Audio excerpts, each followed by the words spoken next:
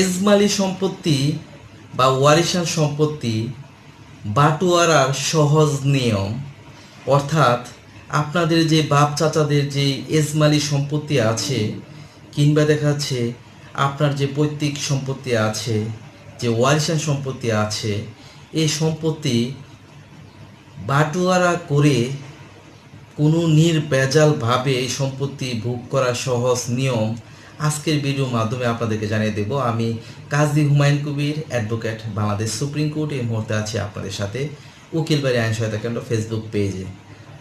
যেখান থেকে এই ভিডিওটি দেখছেন অবশ্যই আপনারা ভিডিওটি শেয়ার করবেন বেশি বেশি এবং লাইক দিবেন, কমেন্টস করবেন। তো আজকের বিষয় হচ্ছে এজমালি সম্পত্তি বা ওয়ারিশান সম্পত্তি বাটোয়ারা সহজ নিয়ম।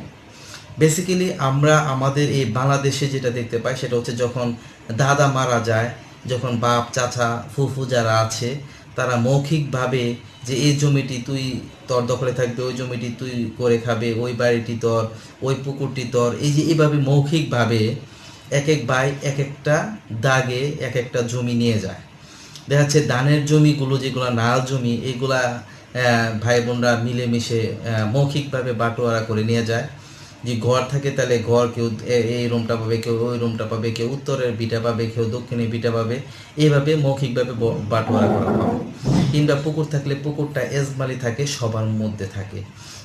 তো এইভাবে যখন মৌখিকভাবে কোনো সম্পত্তি বন্টন হয় তখন দেখা যায় পরবর্তীতে এই মৌখিক বন্টনটা সমস্যা সৃষ্টি করে। দেখা যাচ্ছে পুকুরে যখন মাছ চাষ করে অনেক মাছ উৎপাদন হয় তখন কোনো ভাই বা বোন বলতে পারে যে পুকুরটা আমি নেব। কিংবা দেখা যাচ্ছে কোনো একটা জমি রাস্তার সাথে, ওই জমির যখন মার্কেট করবেন তখন মার্কেট করে আপনি যখন দোকান ভাড়া পাবেন তখন কোনো ভাই বলবে আমি ওই জমিটা নেব। এই জন্য মৌখিক আপোষ বন্টন যখন হয় বা মৌখিকভাবে যখন কোনো বন্টন হয় তখন এই মৌখিক বন্টন নিয়ে পরবর্তীতে ভাই বোনদের মধ্যে বিবাদ সৃষ্টি হয়, ভাই বোনদের মধ্যে ঝগড়া সৃষ্টি হয়, ভাই বোনদের মধ্যে মামলা মোকদ্দমা পর্যন্ত হয় শুধুমাত্র এই মৌখিক বন্টনের জন্য। এখন এই যে মৌখিকভাবে যে বন্টনটা করেছেন এটা যদি মৌখিকভাবে না হয়ে এটা যদি লিখিত হতো, এটা যদি বাটোয়ারা দলিলের মাধ্যমে হতো তাহলে কিন্তু কেউ আর সেই পুকুর ছেড়ে মার্কেটে আসতে পারতো না, মার্কেটের লোক আবার ওই পুকুর নেওয়ার চিন্তা করতে পারতো না, বা দক্ষিণের বিটায় বাতাস বেশি তাই দক্ষিণের বিটা নিতে হবে, এরকম কোনো সমস্যার সৃষ্টি হতো না। তাহলে কি করতে হবে? রিটেন ডকুমেন্টস থাকতে হবে অবশ্যই। আপনাকে এই যে যদি মনে করেন যে আপনি মৌখিক আপোষ বন্টন করবেন তাহলে কিন্তু ঝামেলাত পড়ে যাবেন। এই জন্য আপনাকে অবশ্যই রিটেন স্টেটমেন্ট লাগবে, রিটেন লিখিত দলিল লাগবে। এই জন্য যে রেজিস্ট্রেশন আইন অনুসারে বাটোয়ারা দলিল আছে, অর্থাৎ যখন আপনার বাবা মারা যাবে আপনারা ভাই বোনরা একসাথে বসবেন, কে কোন জমি কিভাবে নেওয়া যায় এটা নিজেরা বসে আলোচনা করবেন, করে নিজেদের আলোচনা আগে ঠিক করবেন কে বাড়ির কোন সাইডটা নেবেন, কে দক্ষিণের পাশ নেবেন, কে উত্তরের পাশ নেবেন, কে পুকুর নেবেন, কে নাল নেবেন, কে রাস্তার সাথে নেবেন, এটা আগে ঠিক করবেন। ঠিক করে সবাই যদি একমতে আসেন তখন একটি বাটোয়ারা দলিল করবেন এবং এই বাটোয়ারা দলিলটি অবশ্যই রেজিস্ট্রেশন আইন অনুসারে রেজিস্ট্রি করে নেবেন।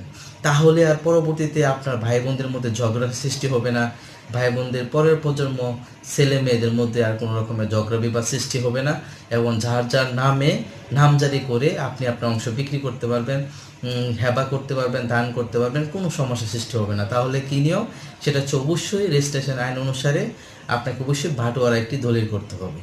বাটোয়ারা দলিল করলে আর এই ভাই বোনের মধ্যে সমস্যা হবে না, মামলা মোকদ্দমা করতে হবে না, সবাই শান্তিতে থাকতে পারবেন। আশা করি সবাই বুঝতে পেরেছেন যে ওয়ারিশান সম্পত্তি বা এজমালি সম্পত্তি বাটোয়ারা দলিলের মাধ্যমে সহজভাবে আপনারা এই বন্টনটা করতে পারবেন।